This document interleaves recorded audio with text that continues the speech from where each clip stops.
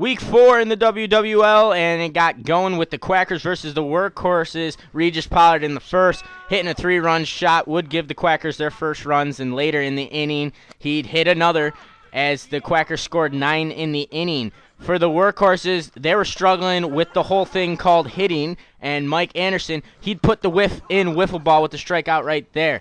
And Michael Hackett, he'd go down as well. The Quackers were up 9-0 after the first. Defensively, little trick play there. That's the good old fake throw. On offense, they were still struggling until Eli Beard gives them some hope.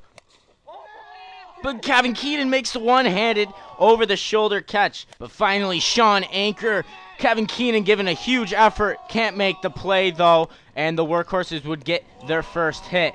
They would continue to struggle on offense until Sean Anker gets another hit that would finally bring around their first run in the bottom of the fourth. So with a couple on, Pollard gets out of it because of Kevin Keenan. He was making all sorts of plays in the field, and at bat, well, he has warning track powers. That one just misses the home run for a triple, and Jordan Shelton jumps on the home run train with his first, and Pollard, he'd end up with 4 on the day.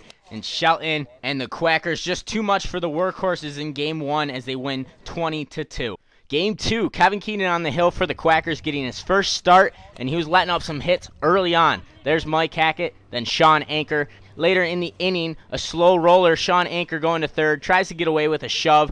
That's the wrong player to shove. That's the commissioner. He'd call him out, and the Workhorses would get a run off Eli's slow blooper. In the bottom, Pollard would continue his hitting spree with his 5th home run, and then Josh Swan almost gets robbed by Mike Hackett, but he'd get a double, and the Workhorses would end the inning with the strikeout on Darren McGuire. So the Workhorses up 1 after the first, and Mike Anderson going to add to that, but Darren McGuire is going to peg Sean Anker on the foot to make an amazing play. And in the bottom, Mike Hackett making it look easy as he gets Pollard for the first out, then Kevin Keenan saying, "Look what I can do," as he hits his first home run on the year, and he was also doing it defensively as well as he makes a nice play to first off the mound. In the third, the Workhorses start to string together some hits. Sean Anker, Eli Beard, and we're going to take a short break and show you this.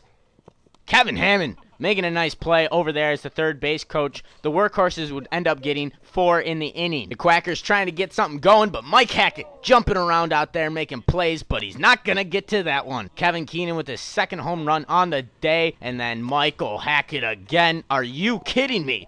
The one-handed grab. Finally, he gets a taste of his own medicine in the next inning as Pollard makes the one-handed grab. So in the 5th, the Quackers down 10-4 and struggling just to get to the bases. Jordan Shelton finally answers with a 3-run home run. Then Pollard would double off the fence, and a Josh Swan grounder would bring across another, but Kevin Keenan gets a little ahead of himself at third. That would end the inning. In the top, Pollard would come in to relieve Kevin Keenan. He'd get 3 quick outs. Then it was Darren McGuire for the Quackers starting the rally with a home run, and then Pollard would get on. And down by 1, Jordan Shelton.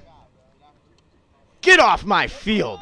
As he hits a 2-run shot. That would end the game, and the Quackers win 11-10. Game 3 was the Suns versus the Dozers. Trevor Swan on the hill, and the Dozers were getting hit after hit after hit, and they got all in all 8 singles in a row, and the defense really wasn't helping either as they weren't able to capitalize on plays. Finally, Matt Donegan says enough of this as he hits a 3-run home run as they mercy the Suns in the first. And on offense, the Suns couldn't answer. So back to the Dozers. Steve Gaffney, a single, bring around 1, and a double by John Cap brings around a pair.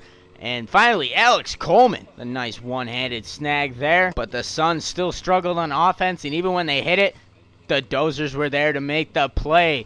So the Dozers up 20-1 after 3 innings, and finally in the 4th, the Suns were able to get things going. Alex Coleman singling in a run, then Jake McWilliams unable to make the play at first. That would bring across 2, and Danny Whiteside up the middle They'd score 4 in the inning to make it 20-5 and a little more interesting, but John Cap in the top of the next frame would hit a 3-run shot to push the lead 25-5. In the bottom, the Suns trying to make a huge comeback. They would end up getting some runs. Jake McWilliams single there, and Trevor Swan would bring across another run, but the Suns were never able to catch up to the Dozers, as Matt Hayes seals the deal with a home run as they win it 27-10. Final game was a battle between the Whompers and the Bombers, and the Bombers would score first as they score off an errant throw by Josh Neff, and they would only manage 1 run in the inning. In the second, Corey Sisson adding to the lead with a single, and Jake Kocher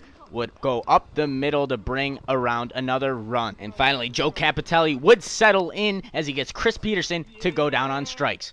In the top of the third, the Whompers would get on the board as a single would bring across one. Then Jake McEwen would go off Kocher to bring around their second run. And in the bottom half, Joe Capitelli was still feeling it as he gets Matt Hines, then Jake Kocher to go down on strikes. It was 4-2. After 3, and this quickly became a pitcher's duel, as you see Kocher getting Neff there, and Joe Capitelli would continue to roll. In the 5th, Jake Kocher was still striking people out, and in the bottom half, Matt Hines finally finds a hole as he brings across 1. Now Jake Kocher trying to come home, and Joe Cap hits the board, gets him out at home. And then from there on out, the Whompers were never able to make a comeback as this play would end the game and the Bombers would win 6-2.